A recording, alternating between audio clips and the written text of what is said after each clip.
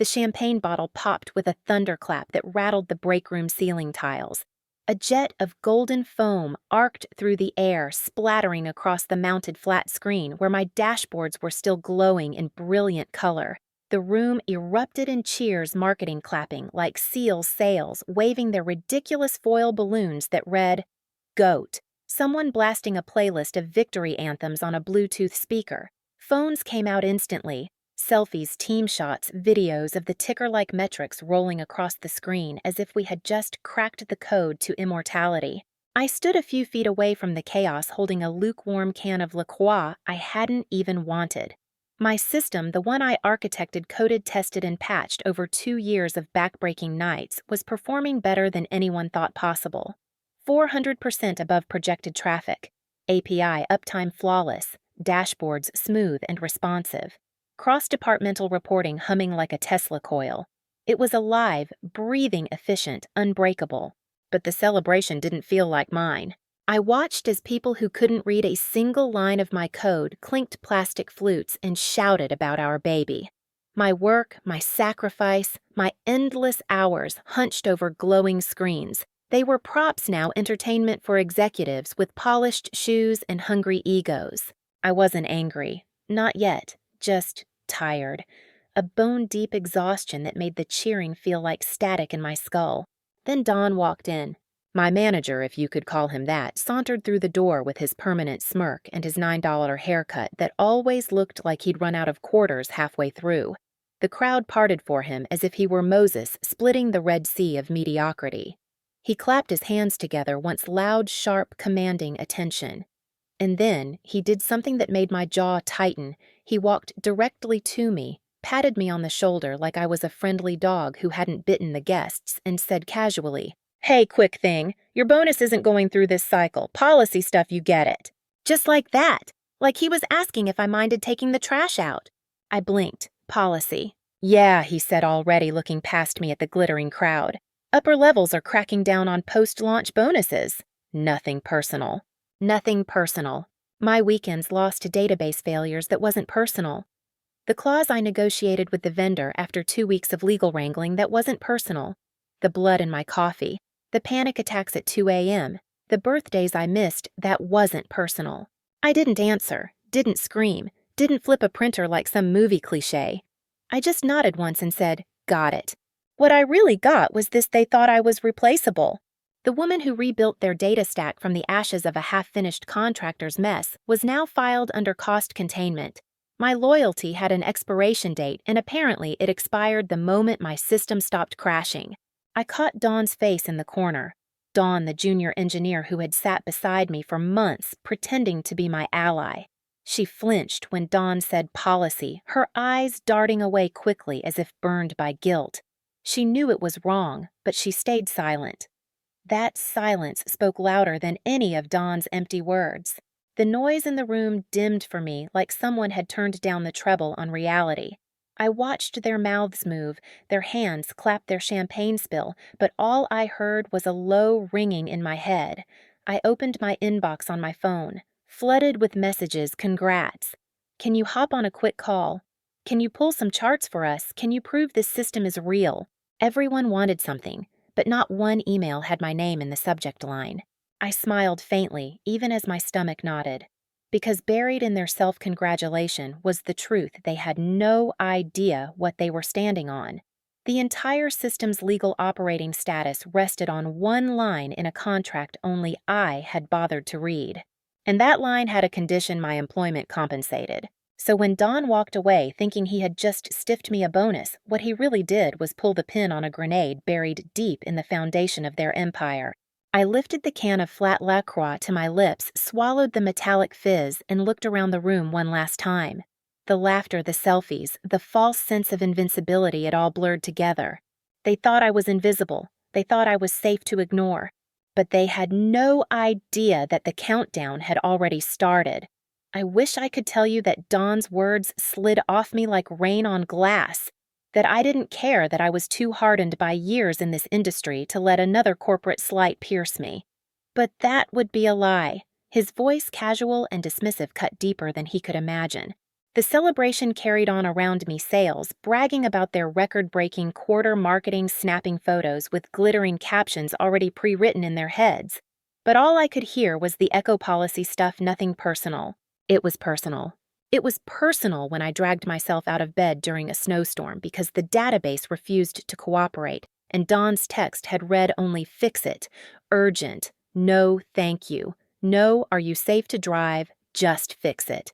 It was personal when I rewrote the vendor's entire onboarding script so their junior staff wouldn't crash our servers every Friday at midnight. It was personal when I negotiated Clause 13.2 subsection D, the one nobody else cared enough to read. My name, written in legal ink, tied to the very heartbeat of the system. That was personal.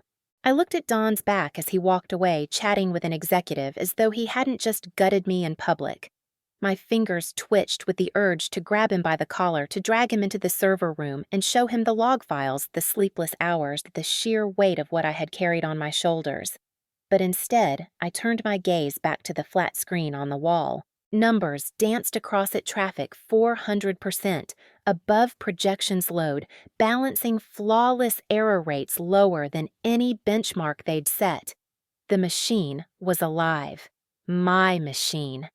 And yet here I stood, erased from my own creation, sipping stale seltzer like a ghost. I caught Dawn's eyes across the room again. She looked away quickly, too quickly. She'd seen the exchange. She knew I'd been cheated. But her lips pressed together, sealing her silence. In that instant, something inside me shifted. I realized she wasn't on my side. Maybe she never had been. I forced myself to keep my face still a mask of neutrality. If Don wanted me invisible, I would give him invisibility. The kind that lurks in shadows, sharpens knives, and waits for the right moment to strike. An executive from product walked by, still glowing from the launch. "Karen, incredible work," he said, slapping my shoulder. I nodded, smiled faintly. He didn't notice my eyes were flat, that my smile was hollow. He just moved on, already reciting metrics I had spoon-fed him. In that moment, my anger crystallized into something colder, sharper clarity.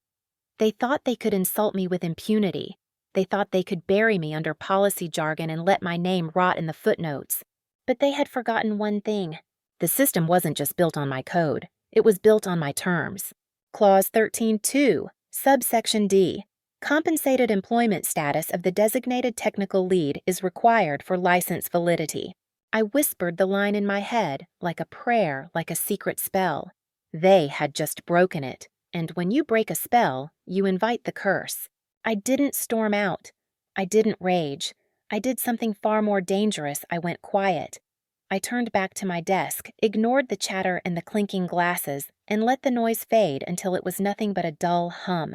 Inside, I was already making a list, not of grievances I'd memorized those years ago. A list of moves, legal, technical, psychological. The tools I had sharpened in silence were about to be put to use. They wanted to make me invisible, fine. They wouldn't even see me coming. When the break room emptied out and the smell of stale champagne clung to the carpet, I returned to my desk. My monitor still glowed with dashboards pulsing like a heartbeat. It should have been a moment of pride, proof that 2 years of lost weekends, migraines, and whispered arguments with myself in the glow of code had meant something. Instead, it felt like standing in front of a coffin. I clicked through a few logs not because they needed checking, but because the act steadied me. Syntax, uptime percentages, error margins, numbers didn't lie, and numbers didn't play politics. But people did. The bonus denial wasn't the first betrayal. It was only the latest in a long string of cuts they expected me to ignore. My mind drifted back 2 years to the first time Don tried to erase me. He'd arranged a meeting with some contractor in Austin, a swaggering 10X engineer who wore sneakers to negotiations and bragged about his hourly rate like it was a weapon. The plan, whispered in Slack threads I wasn't meant to see, was to outsource the entire rebuild of our analytics system. Cheaper, quicker, easier, at least that's what Don thought. But I caught the messages. "She's too protective," one exec had typed. "Too opinionated. Karen is a cost inefficiency." They'd already drafted an org chart that didn't include my name. That night I didn't cry. I didn't rage. I opened the vendor contract draft and rewrote it, line by line. I called the vendor's legal team, directly argued clause after clause until my throat was raw, until they finally added the sentence I needed. Appendix D, subsection 3, paragraph B. In the event that the designated technical lead defined in Addendum B as Karen ceases to hold compensated employment status, the license shall be considered null and void. A legal tripwire, a hidden landmine, my insurance policy. Don signed it without even reading. His arrogance had always been my camouflage. And now, 2 years later, his arrogance had triggered it. I leaned back in my chair, watching the glow of my system spread across monitors throughout the office. They thought they owned it. They thought my sweat and scars belonged to them. But every byte of code was a chain tied to me, and the lock on that chain was my paycheck. I opened my encrypted folder, my just-in-case vault. Inside were contracts, Slack threads, design drafts with timestamps, emails where I'd warned of risks no one else noticed. I highlighted the clause, let my eyes rest on it until the words burned into my mind. I remembered sitting in that vendor conference room under harsh fluorescent lights, my hands trembling from too much caffeine and too little sleep. I remembered the smirk on Don's face when he told me to just let legal handle it. I remembered ignoring him fighting anyway because some instinct whispered they would come for me. That instinct had been right. The memory didn't fill me with anger. It filled me with something far more dangerous calm. A cold clinical calm like a surgeon laying out scalpels before an operation. I sent out 3 high-priority reports, answered products questions without delay, scheduled a sync for Monday. On the surface, I was still their reliable ghost, silently making the machine run. But inside, I was already rewriting the story.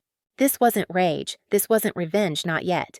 This was the quiet moment before the storm breaks, when the air grows heavy and you can feel the static on your skin.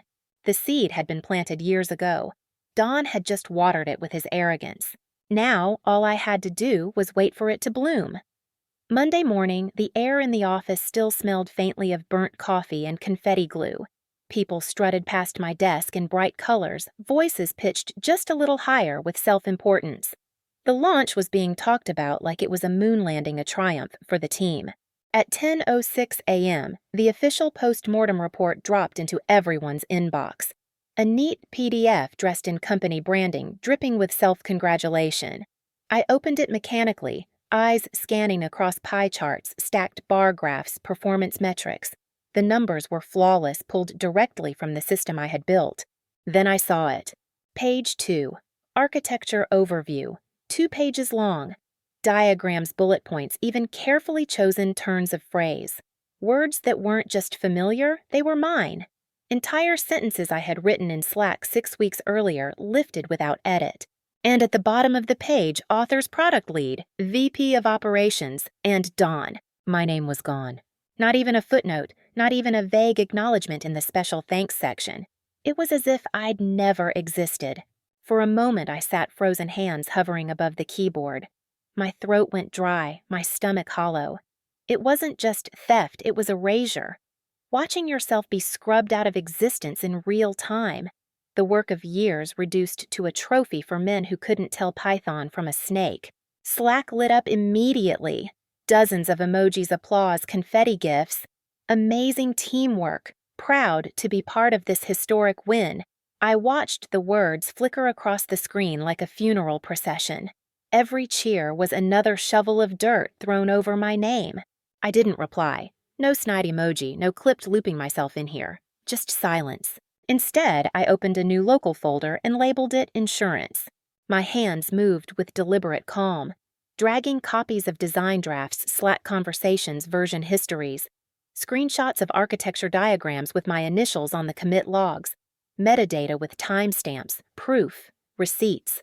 Not in anger, not yet. This wasn't rage, it was preparation. I knew what war looked like, and it didn't begin with cannons. It began with someone sharpening a knife in the dark. As I compiled evidence, I let my thoughts wander.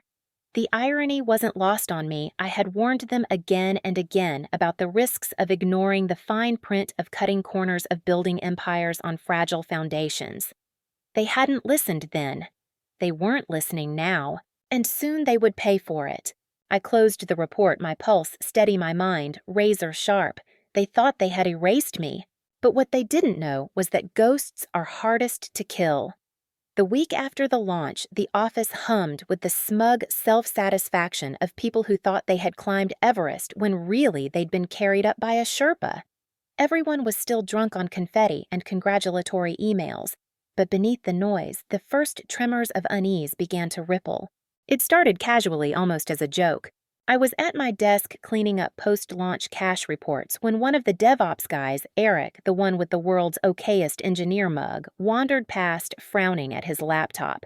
"Hey," he said half to himself. "Did anyone clear the final vendor clauses with legal before we pushed live? There's some weird stuff in Appendix D." My fingers froze on the keyboard, but I didn't look up. Just kept scrolling through logs, face blank. Across the aisle, a project manager laughed nervously. "Legal probably skimmed it right. I mean, nothing's come up." Eric shrugged, unconvinced, but let it drop.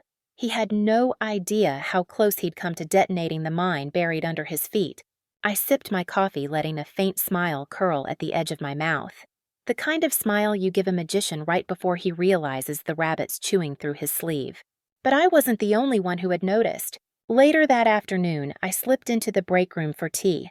Dawn was already there, leaning against the counter, her phone in hand. She looked up startled, then forced a laugh. "God, contracts right, who even reads all that legal junk? Just walls of text." Her tone was too light, too forced. I stirred my tea slowly, watching her reflection in the microwave door. "Some people read them," I said softly. Her smile faltered, just for a second. Then she recovered, busying herself with her phone. That tiny crack told me everything. She knew something. Maybe she'd overheard Dawn. Maybe she'd glanced at the contract and realized what it meant, but she wasn't going to say a word. Not in my defense. Not in public. Silence, after all, could be a ladder. I filed the moment away the way you pocket a sharp stone on a hike. You don't know when you'll need it, but you know it will come in handy. Back at my desk, I kept my face neutral, my hands busy. But inside, I felt the current shift. Suspicion had entered the bloodstream of the company. The shadows were gathering, and I knew sooner or later someone would trip over the truth. That night, long after most of the office had cleared out, and only the hum of servers kept me company, I pulled up the contract again. Not the snippet I'd highlighted last week, not the single sentence that could gut them. I wanted the whole thing. Every page, every whereas, every therefore, every signature that proved they'd signed their own noose. The PDF glowed on my screen, dense with legal jargon most people skim past. But I didn't skim. I read, slowly, carefully, like someone retracing the lines of a map to buried treasure. And buried in Appendix D, subsection 3. Paragraph B was the weapon I had forged 2 years ago. In the event that the designated technical lead defined in Addendum B as Karen, my full name spelled out in legal ink, ceases to hold compensated employment status, this license shall be considered null and void. All associated access rights terminated without further notice. No ambiguity, no wiggle room, a guillotine waiting for the rope to snap. I remembered exactly how it had come to life. The memory rose up so vivid I could almost smell the vendor's cheap conference room coffee. 2 years back, when Don had been chasing his Austin contractor fantasy, I'd sat across from their lawyer, a smug man in a pressed shirt who thought he could out-talk me. I was supposed to let leadership handle it, but Don was already checked out texting someone about his golf weekend. So I did what I always did, I cleaned up his mess. The vendor wanted a standard contract. I wanted a safeguard. I knew they were circling me like vultures whispering about cost inefficiency. I wasn't stupid, so I insisted. 2 weeks of red lines, late-night calls, pushback from both sides. I argued until my voice cracked, until my body ran on nothing but caffeine and fury. But I won. My name went in the contract, not the technical lead, not the employee.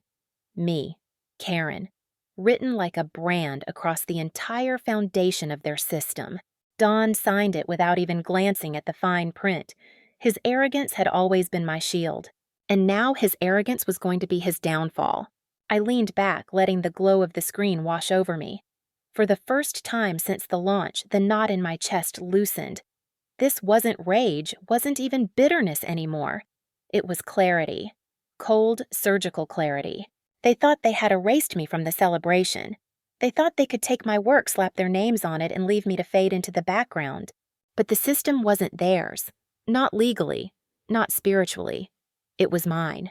I minimized the contract and opened Outlook, drafted an email to legal 4 words in the subject line FYI potential issue. I didn't send it yet. Timing mattered. In chess, you don't swing the queen too early, you let the pawns shuffle, let your opponent grow comfortable, careless. I closed my laptop and sat in the darkened office listening to the hum of the servers, the living body I had created. They thought they owned the machine, but I was the kill switch. The first blow landed quietly. No announcements, no confrontations, just absence. It was Thursday morning when I noticed my Slack workspace looked thinner. The data ops channel I lived in every day, gone. At first, I thought it was a glitch. Maybe an accidental removal, maybe some admin reshuffling channels. But then my morning stand-up invite vanished from my calendar mid-scroll. 1 second it was there, the next it was gone, like I had been erased from the schedule of the company I had architected into existence. My cursor hovered over the empty screen. The realization settled in Dawn was trying to freeze me out. The strategy was textbook starve me of access, choke me of relevance, hope I slink away quietly so HR can file me under attrition. He thought if I wasn't in the rooms, I couldn't fight back. He thought cutting me off from my team would break me.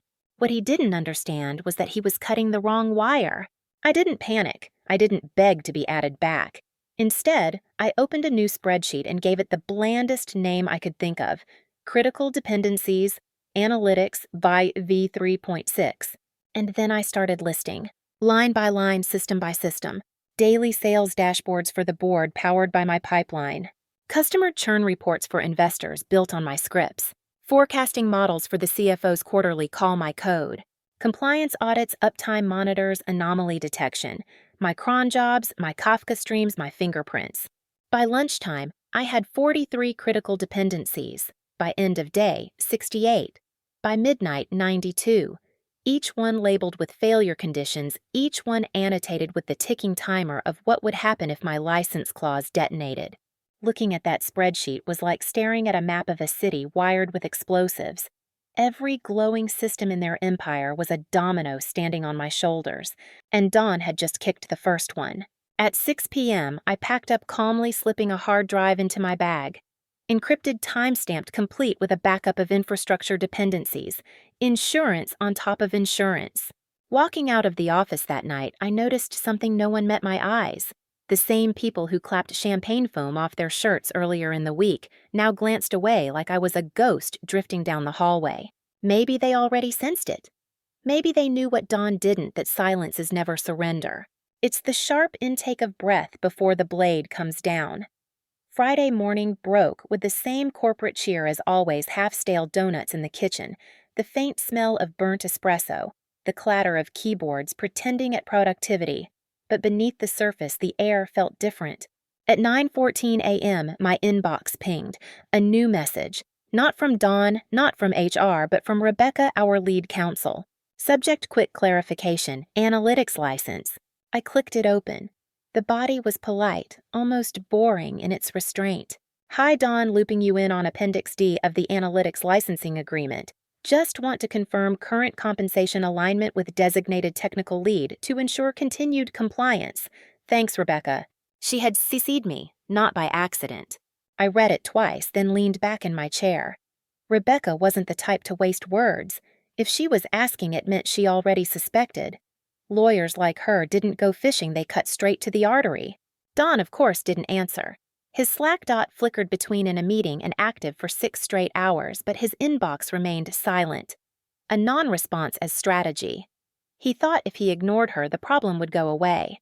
I smiled faintly. He had no idea that with each passing hour of silence, the rope around his neck tightened. By lunchtime, the whispers had started. Eric from DevOps leaned into his cubicle neighbor's space voice, low legals poking at the contract. Appendix something. Do you think we... His sentence trailed off when he noticed me at my desk, typing steadily. He coughed, retreated, said nothing more. Let them wonder. Let suspicion spread like smoke under a door. I didn't intervene. I didn't offer answers. I had already planted the seed. Rebecca would water it. That afternoon, I wandered into the break room at an odd hour. The place was nearly empty except for Tyler, the nervous intern, with deodorant stains under his arms pouring sugar into his coffee until it looked like syrup. He glanced up startled. "Oh, hey, Karen. Great work on the launch. Everyone's saying it's like historic." His words tumbled over each other, eager, clumsy. I nodded once, letting the silence stretch just long enough to make him squirm. Then I said evenly, "Documentation matters more than speeches. Remember that." He blinked, confused, but I could see the note stick. Tyler wasn't like the others. He wasn't jaded yet. He still believed in learning and listening. And if the company burned, maybe I'd leave behind at least one person who understood what mattered. By 5 p.m., Rebecca had sent her follow-up. Shorter this time, sharper. "Dawn still waiting on confirmation. This is time-sensitive. Please respond." Again, no reply. Dawn thought silence was power. What he didn't realize was that silence in the hands of a lawyer is a loaded gun. I closed my laptop at 6 sharp, walked out with the same calm expression as always. On the surface, I was still the invisible workhorse. But inside, I could feel the first strike had already landed. Legal was awake. And once Rebecca dug her teeth into something she didn't let go. By Monday morning, the building felt tighter, as if the air itself was clamped in a vise. People spoke in clipped tones, their smiles stretched too thin. I noticed the way execs drifted past each other in the hallways. No more booming laughter, no more swagger. Whispers had replaced the champagne. I wasn't invited to the meeting. Of course not, but I knew it was happening the moment I saw Rebecca stride down the hall with her laptop tucked under one arm, her other hand gripping a black binder like it was a weapon. She didn't look left or right. She didn't need to. The ones who mattered were already waiting in conference room C. Through the glass wall, I caught a glimpse Dawn slouched in his chair, red-faced and restless. HR chewing gum looking like she was killing time between Pilates and lunch. A junior finance analyst flipping nervously through spreadsheets. And then my stomach turned Dawn. Dawn had been sitting at that table, shoulder to shoulder with Dawn. My supposed ally. The same Dawn who used to laugh with me at 2 a.m. during overnight deployments, who asked me to review her pull requests, who once said I was the only reason she stayed sane in this circus. I couldn't hear everything, but body language tells its own story. Rebecca leaned forward, precise and calm, reading directly from the binder. I imagined her voice, Appendix D, designated technical lead, compensated employment status required. "Has Karen been paid?" HR answered too fast, waving a hand. "She's active, she's employed, not terminated." Rebecca didn't even blink. I could see it in her posture. She pressed the knife deeper. "No," she would have said. "That wasn't the question." The finance analyst squirmed, scanning his spreadsheet. His lips formed words I couldn't hear, but I didn't need to. I knew exactly what the numbers showed, no disbursement bonus withheld. That was when Dawn jumped in, animated, defensive. His hands cut the air, his mouth moving a mile a minute. I knew that tone, frantic rationalization. He was spinning policy performance metrics, anything he thought might dull the blade. And then Dawn leaned forward. At first, I hoped she might defend me, that she might point out how every milestone they were bragging about carried my fingerprints, how I was the backbone of their precious launch. But the words that formed on her lips froze me cold. Her eyes darted down, then up again, fixing on Rebecca. She spoke with a careful, measured tone, the kind you use when you're planting a knife between someone's ribs. "She's difficult," Dawn said. I couldn't hear the rest, but I didn't need to. I saw Dawn's smirk return, saw HR nod like a bobblehead saw the finance kid relax. My ally had chosen her side. It wasn't silence this time. It was betrayal. A memory flashed Dawn sitting across from me 6 months ago, venting about Dawn dismissing her ideas. Me telling her to hold her ground, that she was worth more than his condescension. She had looked at me then with something like gratitude, but now, sitting in that glass box, she wasn't defending me. She was angling for my chair. The rage didn't come hot, it came cold, precise. A new calculation etched itself into my brain. Dawn was arrogant, predictable. Rebecca was methodical. But Dawn, she was the wild card, the quiet opportunist, the one who smiled at me in the break room while sharpening a knife behind her back. Fine, if she wanted to step into the light, let her. Because the firestorm about to hit wouldn't just scorch Dawn, it would consume anyone standing too close. I turned away from the glass wall, my reflection ghostly in the polished surface. My pulse was steady, my breath slow. Betrayal didn't break me. It clarified me. By aligning herself with Dawn had just painted a target on her back. And I never missed. It began in silence. Not the silence of peace, but the silence of absence, the kind that makes the skin prickle because you know something that should exist has vanished. At 3:12 a.m., the CFO's reconciliation report never arrived. No bounce back, no error message, just a void where numbers should have been. At 3:34, an intern on the East Coast shift sent a Slack message. Hey, are the dashboards down or am I just dumb? His little question mark might as well have been the first siren. By 4 Ozerwaller's DevOps was in chaos. Group chats lit up like a war zone, engineers swearing, double-checking container logs, pinging vendors. But there were no deploys overnight, no errors in the logs, no sign of sabotage. On the surface, the system looked fine, but underneath the heart had stopped beating. At 4:42, the first API call failed. By 5:15, marketing's campaign dashboards froze. By 6:00, sales lost access to churn predictions. The dominoes fell in eerie rhythm. And then came the banner. Every executive dashboard, every board report, every client-facing metric refreshed with the same crimson warning. License unrecognized, contact account holder. Not an error code, not a glitch, a verdict. The clause had triggered itself. I was in the break room by then, sitting with my feet propped on a chair, sipping burnt office coffee from a chipped mug that said, "Data never sleeps." Ironic. Through the glass walls, I watched the panic ripple outward, managers rushing past with their phones glued to their ears, IT sprinting down the hall, faces pale and confused. I wasn't smiling. I wasn't even gloating. I just watched. Calm, detached like a surgeon observing a failing patient he already knew couldn't be saved. At 6:45, Don's voicemail was full. His inbox overflowed. His Slack dot flickered active, then vanished, then came back again like a heartbeat struggling to keep up. People hovered outside his office like kids watching a house burn. By 7:30, legal had escalated to Rebecca. I knew it without being told. I saw her stalking past her binder hugged to her chest, her expression carved in stone. She didn't look at me, but she didn't need to. She already knew the name on Appendix D. By 8:00, the CEO's door was shut. Executives funneled inside, one by one, faces pinched, voices raised. Through the glass wall, I could see Dawn gesturing wildly, papers in hand, trying to spin the blackout as a technical hiccup. Rebecca slid the contract across the table like a guillotine blade. From where I sat, I could almost hear her voice, cold and sharp. Appendix D, Clause 13.2. Termination upon non-compensated status of the designated technical lead. That lead was me, and I hadn't been paid. The machine had spoken. Not with alarms or sirens, but with absence. The silence of systems no longer breathing. The silence of numbers gone dark. They had thought I was replaceable. They had thought I was invisible. They had thought I was safe to erase. And now the system they built their empire on was crumbling, not because I broke it, but because I stopped protecting them from their own arrogance. All I had to do was sip my coffee and watch.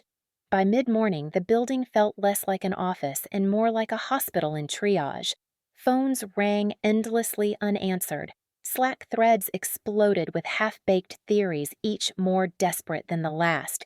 Desks that were once buzzing with smug post-launch chatter now pulsed with a different rhythm fear. Marketing was the first to crack. Their dashboard's campaign spend click-through rates, audience targeting had gone blank.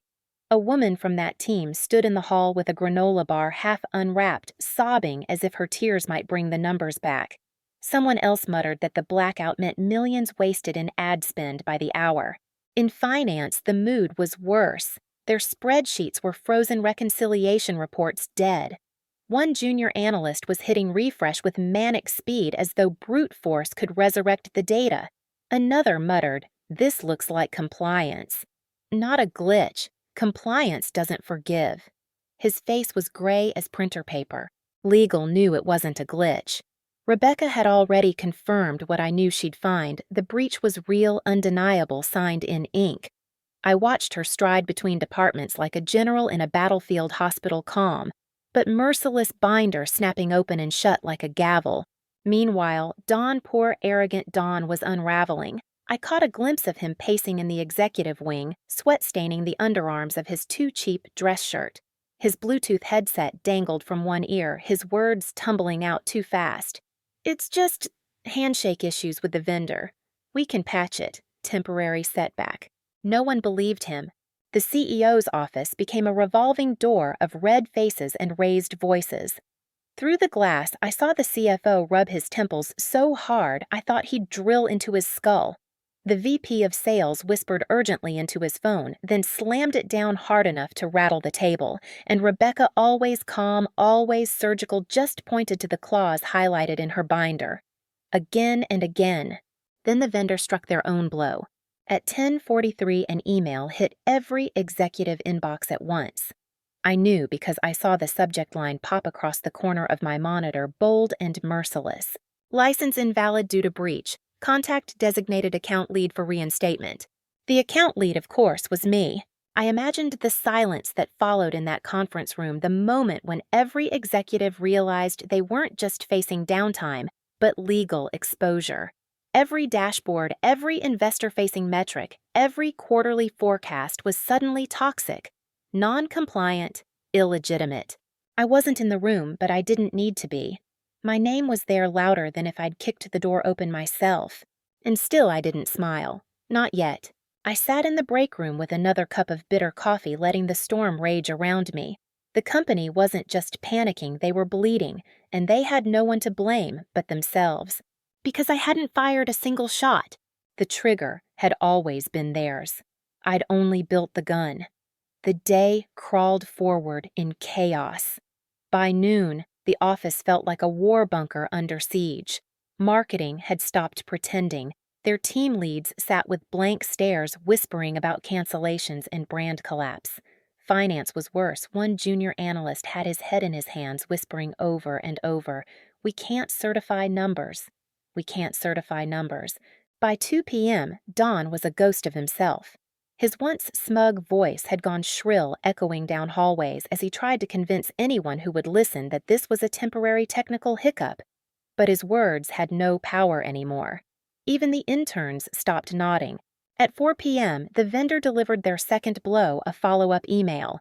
This one wasn't just to executives, it went to the entire leadership distribution list. The message was merciless in its brevity. "License authorization revoked. Access suspended pending reinstatement by account holder. Please contact Karen, my full name, to resolve." My name bold printed in their inboxes like a scarlet brand. They had tried to erase me. The vendor had written me back into existence. I stayed quiet working at my desk as if nothing had happened. On the surface, I was still their ghost engineer, sipping tea, answering Tyler's nervous technical questions, pretending to ignore the frantic footsteps outside. But inside, I could feel the gravity shifting. Every tick of the clock pulled the power further from them and closer to me. And then at 6:42 p.m., my phone rang. A number I didn't recognize. Direct dial. No assistant, no buffer. Only one person would bypass protocol like that. I let it ring twice before I answered. Yes. There was silence on the other end. Then a breath. Ragged. Hesitant. And finally a voice I'd only ever heard booming with confidence, now reduced to gravel and defeat. "What will it take?" No greeting. No pleasantries. Just the CEO himself, stripped of polish, speaking like a man whose empire was slipping through his hands. I didn't answer right away. I walked slowly to my desk, sat down, and opened a folder I had labeled weeks earlier "They're going to beg." Inside was a pristine PDF drafted by my attorney. Title Reinstatement and Buyout Proposal, executed upon license breach. I clicked it open, letting the silence stretch across the line until I could practically feel him sweating on the other end. When I finally spoke, my voice was steady, deliberate. "Check your inbox." A single click. Forwarded. The subject line read, "Your offer window, 24 hours. 3 bullet points glared up at him. "Immediate wire transfer of all unpaid compensation, plus a 40% breach penalty. Public acknowledgement of my role in the system's success. Read aloud at the next company-wide all hands. Termination of Dawn's employment effective immediately." I could hear him open the file, could almost feel the moment the number registered in his optic nerve. 10 seconds of silence stretched into eternity. Finally, his voice came back. Quiet, broken. We should have just paid you the damn bonus. I didn't laugh. I didn't say I told you so. I simply replied, you've got until close of business tomorrow. After that, the vendor escalates. Good night. And I hung up. No goodbye, no theatrics, just the sound of my own calm breathing as I leaned back in my chair, wine glass in hand. The power had shifted. For the first time, they were the ones begging. The next morning, the office looked less like a workplace and more like the waiting room of a hospital where no one wanted to hear the diagnosis. The cheer had drained from the walls. Even the coffee machine sputtered weakly as if it too had given up. Emails poured in before sunrise. Leadership had tried their first move, a backdated payroll adjustment. They thought they could retroactively push the bonus into my account and call it compliance. The timestamp showed 11:04 a.m. hours after the breach had already detonated, a Band-Aid slapped onto a severed artery. Rebecca wasn't fooled. At 11:27, her email went out to the entire executive list, short and brutal. Retroactive compensation does not resolve breach status. Timestamp confirms violation. Disclosure to vendor and investors will proceed. Every word was a nail in Don's coffin. By noon, the CEO had called another emergency meeting. I wasn't invited again, but you didn't need to be in the room when the walls themselves carried the vibrations of panic. Through the glass, I watched Don sweat through his shirt, voice cracking as he waved spreadsheets like talismans. The CFO had his head in his hands. The VP of sales rubbed his temples. Rebecca sat motionless, her black binder open in front of her eyes, sharp as blades. And then movement at the door security. 2 men in plain suits stepped in, whispering to HR. A ripple of whispers spread down the hall fast as fire through dry brush. And then I saw her, Dawn, walking out between them, face-pale lips pressed tight, clutching a cardboard box that looked hastily filled. Her eyes met mine for the briefest moment. There was no apology there, no plea. Just a flash of recognition she had gambled on Dawn and lost. I didn't smile, I didn't gloat, but a quiet satisfaction burned low in my chest. She had chosen betrayal. She had earned her exile. By 3 p.m., the CEO cracked. Word trickled down through hushed voices he had agreed to my terms. The wire transfer was already in motion. The announcement draft for the all-hands was circulating in legal review. Dawn's badge was deactivated. But it wasn't victory yet, not until they admitted it publicly. Until my erasure was reversed in front of the very people who had toasted my invisibility. I spent the rest of the day finishing the dependency map I'd started, listing every system still tethered to me like organs to a single heart. 92 lines, 92 dominoes. Even with the payout, even with the acknowledgement they would never fully own their empire again. By evening, the stalemate was set. They had 24 hours to finalize, or the vendor escalation would torch what remained of their credibility. It wasn't just about money anymore, it was about survival. And for once, I was the one holding the scalpel. The next morning, the company-wide all-hands invite hit every inbox with a single word in the subject line, mandatory. No agenda, no cheery emojis, no team spirit hashtags, just an unspoken order, show up. At 10 a.m., the entire staff crammed into the auditorium. I slipped in quietly, taking a seat near the back. Nobody looked at me. Maybe they didn't dare. Maybe they were afraid to see the ghost they had tried to erase now walking among them, calm and solid. The CEO took the stage first.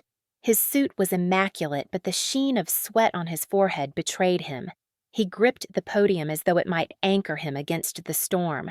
Behind him, a giant screen flickered to life company logo looming like a false idol. His voice was steady at first, the well-practiced cadence of a man used to controlling rooms. But I knew the tremor beneath. He cleared his throat, glanced down at the paper Rebecca had forced into his hands, and began to read. I want to take a moment to recognize the architect of our success. The analytics platform that carried us through launch, our backbone, our lifeline, was not the work of a committee or a board or a few executives with vision. It was the relentless creation of one person, Karen. My name echoed across the auditorium. For the first time, it was not whispered in side conversations or buried in Slack threads. It was spoken, undeniable, printed in bold letters on the projector screen as the CEO continued. Without her, none of this would exist. Without her, we would not be here today. And it is because of her vigilance, her foresight, that we remain in compliance with our partners. We failed to acknowledge her. That was a mistake, a costly one. Today, we correct it. Gasps rippled through the room, heads turned. Dozens of eyes landed on me, some wide with shock, some with guilt, some with the hollow dread of people realizing they had cheered my erasure days ago. I sat still, hands folded in my lap, face unreadable. The CEO stumbled through the rest of the statement words about commitment to fairness and lessons learned. Hollow, all of it, but the acknowledgement was real, the apology public, the reversal permanent. And then, like a coda, the announcement came. Effective immediately, Dawn will be departing the company. We thank her for her contributions. A sanitized line, but the message was clear. The ally who had betrayed me was gone, erased faster than they had tried to erase me. For a moment, silence hung in the air. Not applause, not cheers, just silence.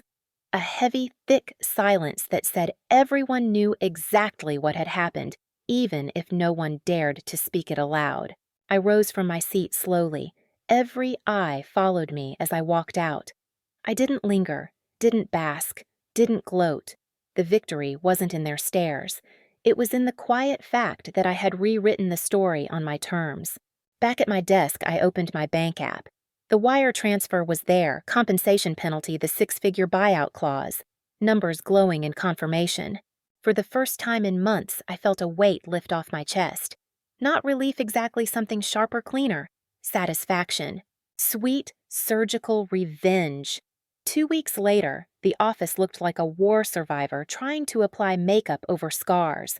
The dashboards were limping back, the vendor had reinstated access under my name, and leadership walked the halls with brittle smiles pretending everything was fine. But the energy had changed. The swagger was gone. The champagne bravado replaced with quiet paranoia. I watched it all from a distance, not because I cared anymore, but because I wanted to remember, to etch the image into my memory of what arrogance looks like after it's been gutted. Tyler, the intern, stopped by my desk on my last day. His eyes were wide, his hands fidgeting. I just wanted to say thank you for the advice about documentation. His voice cracked, but he steadied himself. I've been writing everything down, carefully. Like you said. I almost smiled. Good. Keep receipts. They'll try to erase you too one day. Don't let them. He nodded, determined in the way only someone new to the game can be, a seed planted. At 5 p.m., I packed up my desk. Not that there was much to take, just a couple of notebooks a plant that had somehow survived the fluorescent purgatory, and the encrypted hard drive I never let leave my sight. I slid my badge across the reception desk. The guard glanced at it, then at me, his eyes holding the faintest glimmer of recognition. He didn't say anything, but he didn't need to. Everyone knew. That evening, I poured a glass of wine at home, opened my laptop, and clicked into the freelance contract waiting in my inbox. Paid up front, in crypto, with respect. As I signed my name, I thought about the company I had just left. They would keep limping forward, sure. They'd patch holes, hire replacements, shuffle titles. But the soul of the machine that had walked out with me. They would never replicate it because they had never valued it. They had thought I was a cog, disposable, forgettable. But I wasn't the cog, I was the machine. And when I chose to stop running their empire ground to dust, I closed the laptop, leaned back, and let the silence of my apartment wrap around me. Not the suffocating silence of erasure, the golden silence of freedom. I had walked away, on my terms, and that was the sweetest revenge of all.